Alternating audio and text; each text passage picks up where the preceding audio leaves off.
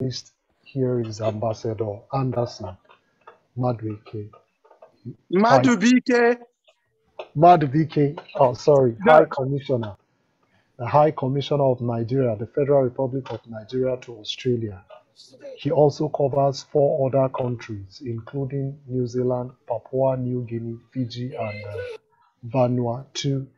Before being posted to Australia, he had served his country, Nigeria, representing Nigeria in Europe, United States of America, Asia, particularly China, and today it is our pleasure to have him with us, speak to us on this great occasion. So he will be giving his speech any moment from now. You're highly welcome, sir. So the floor is yours. Thank you, my brother. Yes, yeah. Good evening, Mix Manuel Haroche, the Citizen and Diaspora Directorate, the African Union Commission, Addis Ababa, Ethiopia. His Excellency, my colleague, Ambassador Chimezi Ogu, Nigerian Consul General to Shanghai in China, Professor Charles Igwe, the Vice Chancellor, University of Nigeria, Nsukka, Professor Oyewole Tomori, member, World Health Organization and Technical Advisory Group on COVID-19 vaccine composition. And of course, former Vice Chancellor, Redeems University of Nigeria. Of course, he's also a fellow and former president, Nigerian Academy of Sciences. Professor Isaac Asuzu, I also recognize your attendance and presence. Professor Zakaria Hassan, coordinator of UN Food and Agriculture Organization Global Alliance. Professor Zhang Shengzhong, I hope you forgive me. I remember when I was in Shanghai, we had met.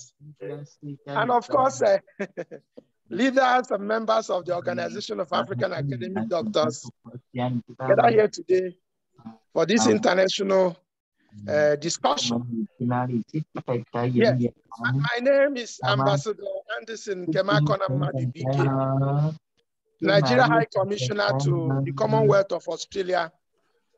I also cover 4 other countries on concurrent accreditation: New Zealand, Fiji, Papua New Guinea, and Vanuatu. Indeed, my pleasure to be here.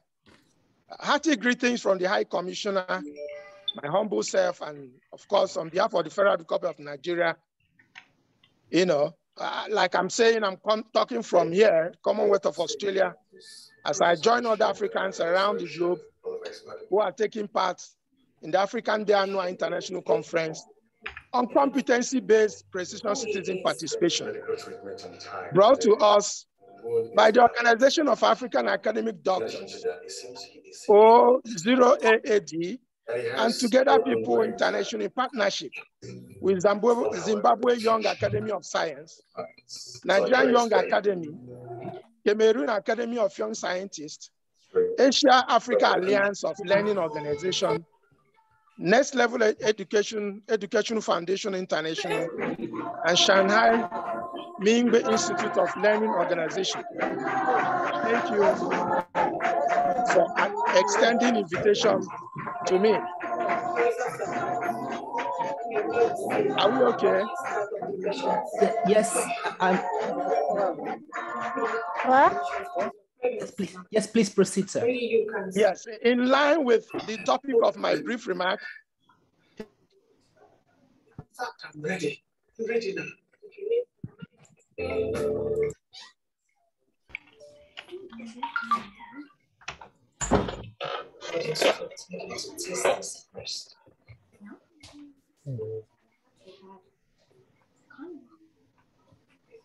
We can't hear you, sir. I can't hear you from here. If you can hear me. Are you hearing me now? Oh, yes. Good. I said, in line with the topic of my brief remarks, history of African communal culture is deeply rooted in our evolutionary heritage.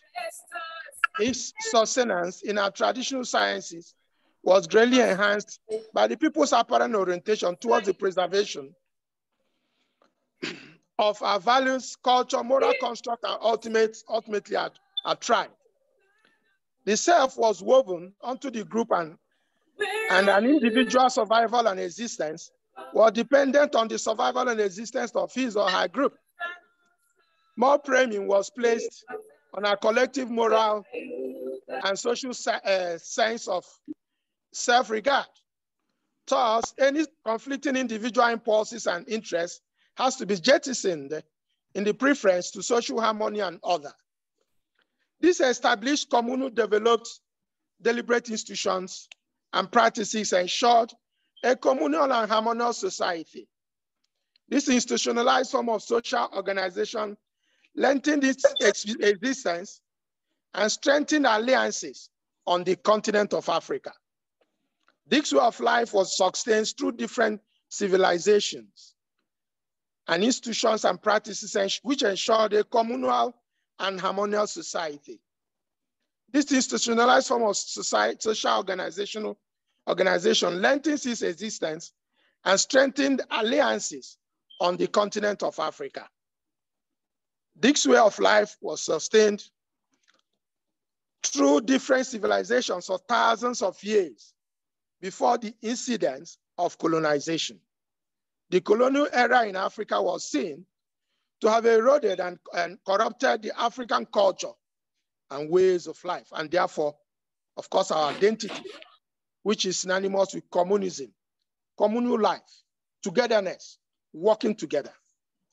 Efforts to retrace our steps have seen the rise of communalism in most discourses on traditional African societies.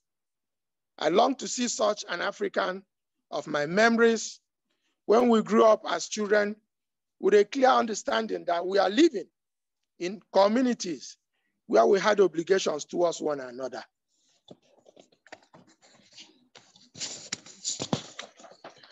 The process of reinvention is possible and must begin with us. We must be motivated beyond individual gains and be bonded in a communal mentality whose manifestations will be established in intermingled web of reciprocal relationship, fostered by a collective general interest. Of course, we may recall here the experience of COVID-19 lays credence to the above. The essence, we must continue to work together. We must remain as one common family. Otherwise, the lesson of COVID wouldn't be anything to everybody. Yes, during COVID, some countries were free, some continents were free, others were not free. And indeed, the world was not free. Whether you are a researcher, an entrepreneur, a diplomat like myself, a student, or whatever your role may be, I believe that just as our forefathers flourished in form of kingdoms, spread across continents, achieving progress in diverse forms before the era of colonization in our time, we shall also actualize the aspirations for better quality of life as contained in African Union's Agenda 2063, if we all bring our competencies on board as citizens of Africa. This will be a legacy for future generations, and it's interesting that this conference has internationally carried along a child who shall share his thoughts with us later in the conference today. The conference is a call to concrete action and shall not end in the usual rhetorics we are all used to.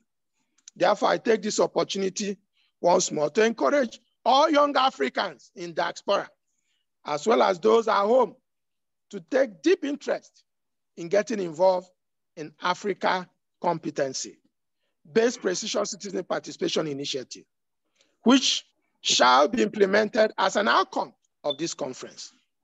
The diasporans have proved their competence abroad. Now is the time to head home and lift Africa to her desired position in the Committee of Nations. Just a little, I crave your indulgence to allow me to just say a little thing. I recall, still with nostalgia, when I was serving in the United States, that was 2014 and 2017. There was a national survey, which is still there, is verifiable, that came up and said that Nigerians are the most progressive immigrants in the United States. Nigerians, of course, are Africans. And by stations, Africans are the most progressive. That, of course, falls in line with our discussion today.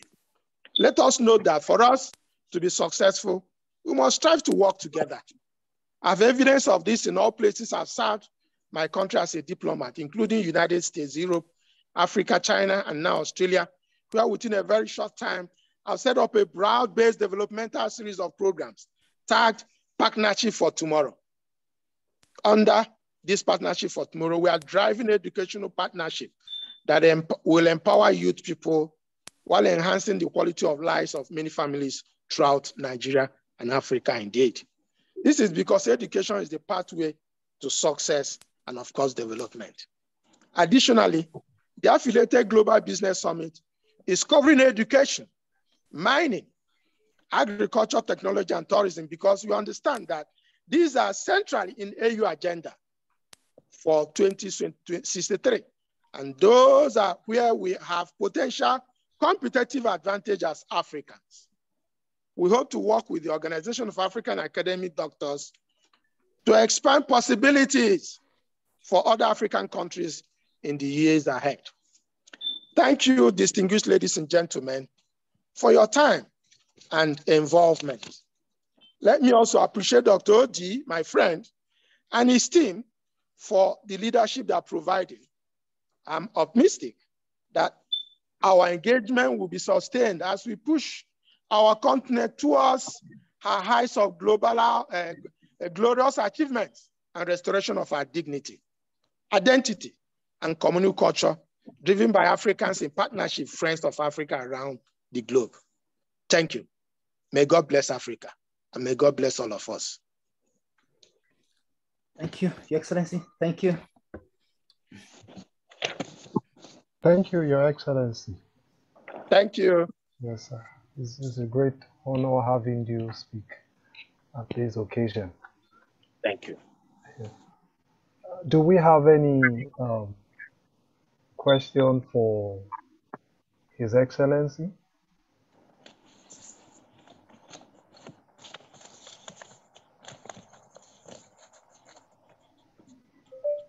From his speech, is there anyone that would that is interested in asking any question, or perhaps you have something to add? Or something to add? Say discussion. Exactly.